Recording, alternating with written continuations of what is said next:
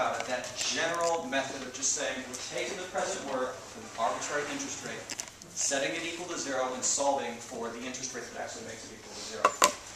Some of you also have this little equation that works only for series with specific structures. And that specific structure that we're looking at is some cost or benefit in time period 0. And then in some other time period, called cap n, there's also a cost or benefit there too.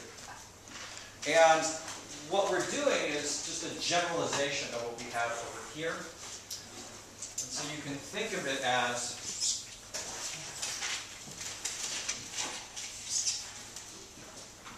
here's the A0, here's the AN, and here's that time period n that we're dealing with right there. Sir? Will it satisfy the collapsed stream of payments into time period n? Don't do it. Okay. Things get complicated at that point. Don't do it, because once you start collapsing, you said, here's the interest rate that we're looking at. So you're at the same time assuming an interest rate and trying to solve for it at the same time. Don't do it. Okay. So looking at this general setup of a simple series right here, you can still solve for this this interest rate that's right here. All we do is, as we did before, and as I move the time period 0 element over there, a negative sign suddenly appears because that's what we're supposed to do. And then flipping this over, we end up with a sub n, and here's where I'll move the negative sign over at the same time. Over here we have 1 plus I to the n. And in order to get rid of that to the n, what we do is raise it to the power of 1 on n. And that leaves us with just 1 plus I over here. And we do, as we did before, get a 1 off each side. And we end up what you're used to seeing as the internal rate of return of this simple kind of series with a cost or benefit in time period 0 and a cost or benefit in time period n. It's just this as our internal rate of return. Okay, so that's where that basic one came from. Now, some of you also have calculators that do fancy stuff, as we found out up there. That you can actually use your calculator in order to calculate internal rates of return. You can also, here's where we'll mute things up.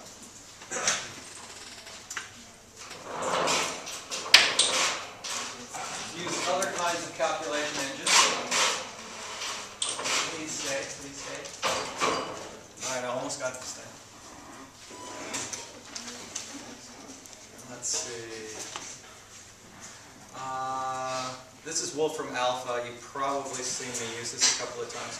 What was that first period cost or benefit, or rather the time period 0, 1? Was it minus 20? Minus 20, that won't end up well. And what was the benefit is 21. And it was just in time period 1. So you guys see that as the present worth on the left-hand side of the equal sign?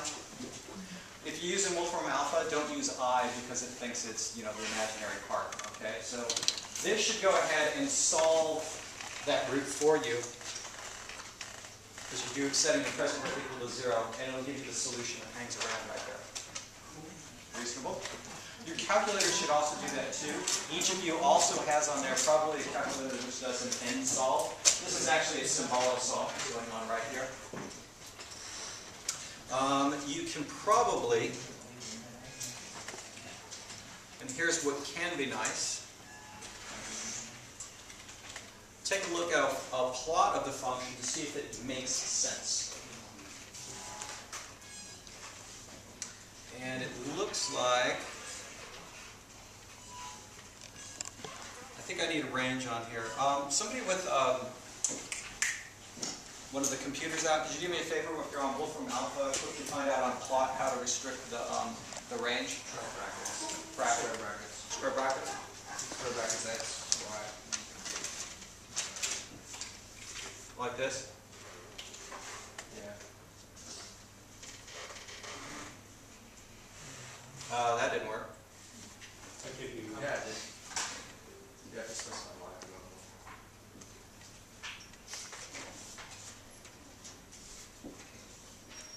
was right the first way, just that was made for your wire range. Yeah, it doesn't make sense. What it's trying to do is try to create multiply by a set. Is there space between the parentheses and You should do, Maybe a semicolon? That's why I suggested that somebody who's got a spreadsheet, not a computer going. Yeah. you should do less than and greater than. Greater than 0 and less than. Got it. R greater than 0, R less than 1.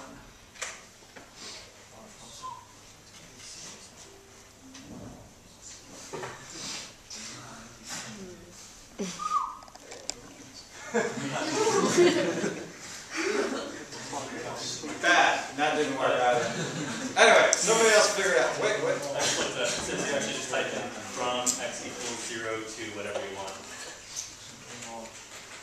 From 0 to 1. From x equals 0. X equals 0 to 1. No. This works. It's only got one variable inside and around there. And so you can actually see that it's monotone over a reasonable range of interest rates, and 0.05 seems to make sense. So, oftentimes taking a look at the shape of the function that you have, that's important too. Now then, so we had some calculation going on. We did a couple of different ways. What kind of internal rates of return did we get for each of these assets? So just go ahead and start shouting them out now. What did you end up for asset A as the internal rate of return? 5%. 5%. Oh, good. What did you end up for asset B? 5%. What did you end up with asset C? 13. What was that again? 13. 13.3. And what about this one? Good. So now we've got our internal rates of return up there. Now, using the internal rate of return criteria, remember that there's two. Tell me which assets you would wish to take, buy, whatever you want to call it, using only the internal rate of return line. What are the criteria you want to look for? Remember, they're a little fuzzy because if it's a loan, you want this criteria. If it's an investment, you want this criteria. So using only internal rate of return, tell me which ones will take, which ones are acceptable. And this is one of those written ones. There are no calculations that go on here.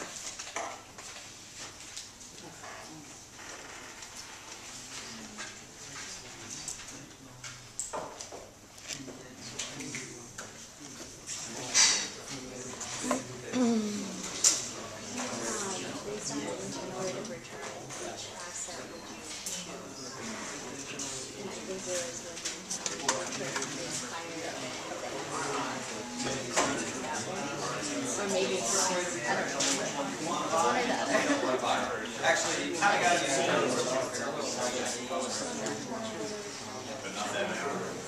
Well, here's the deal. I think so first. I don't know. Well, each one of the criteria will tell you to do exactly the same thing. So if you look at present worth, you said, oh, I'm supposed to buy this one, it's a good asset. Internal rate of return will tell you the same thing. Okay? So which one of these assets does internal rate of return say, oh, clearly you get to buy this? C. C. All right, you guys said C. Okay, what about A? A, is A on your buy list? No. Is B on your buy list? if it's a loan? And we needed to take a loan. Is it a loan? Yes. Yeah, we said it was. We said it was. It's a loan. Okay. So should you get it? Okay. C? Yes. D? No. Okay. So just to clarify what we have right here, the criteria basically says that you've got this minimum acceptable rate of return account that you have available to you inside the house all the time.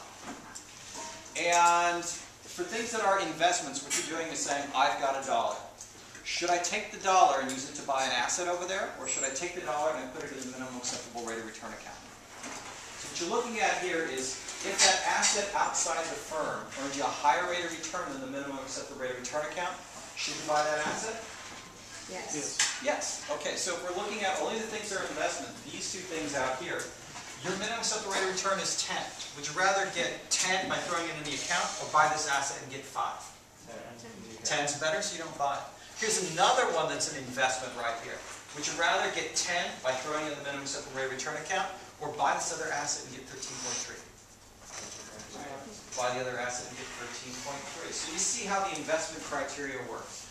You've got a spare dollar, and you're trying to put it in the place that gets you the greatest benefit. With a loan, it's reversed. With a loan, you need $1. Where do you get the dollar from? Do you get it from the minimum acceptable rate of return account? Or do you get it from this outside vendor of loans? That's what we're looking at there. You're trying to figure out where to get your cheap money. You're trying to get cheap money, so you want the one with the lowest interest rate. So take a look at the ones that we have decided are loans. Do you borrow from somebody else at 5% or from your own folks inside shop for 10? Yeah, you get the cheap money from the outside, so this is a good asset to get. This one's also labeled as a loan. Do you go ahead and borrow from inside people at 10% or you borrow from somebody outside for 13.3? Simply inside, that's why you don't necessarily take that loan that's right there. So does the difference now between the investment criteria and the loan criteria make a little bit more sense? Okay. Verbal should kind of work for this stuff. Now another way you can think about it, how many of you think of yourselves as being verbal people? How many of you think of yourselves as being visual people? Verbal, raise your hand. Visual, raise your hand. Okay. It's one of those like, okay, now who are the engineers again? Yeah, what if we just want to do the math? What if we just want to do the math? Actually, the visual thing is kind of sweet. Did any of you meet Mandelbrot when he was here on campus a couple years ago? He just recently died, by the way. So he is dead. Really nice guy. Incredibly sweet guy. And his story on virtually everything was, and so I made a picture. And that's what the thing was for everything. So I made a picture. So I made a picture. So I made a picture. So I made a picture. I made a picture. I didn't know what the picture meant for 2 years. So I looked at it for a while. And then I said, I think it's this. And then I had somebody smart work on it. So his story with everything was always make a picture. Well, we had a couple of pictures of what the present worth was whenever the interest rate changed. And one of them looked like this, the other one looked like this. But they were both on monotone kind of pictures. Interest. It's actually an eye.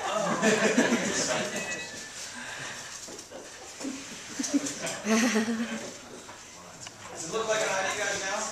The other one was an eye too? It was a smiley face with a single eye. That's exactly what I'm It's actually an eye. So, okay. Are we done with my handwriting now? Sensitive issue again? So these guys right here are monotone present worth equations. Kind of like the one that we put up on the board, because you know there's some that get a little wiggly and wobbly on you. Now, if you look at these two diagrams here, which one of these is the one that's a loan, and which one of these is the one that is an investment?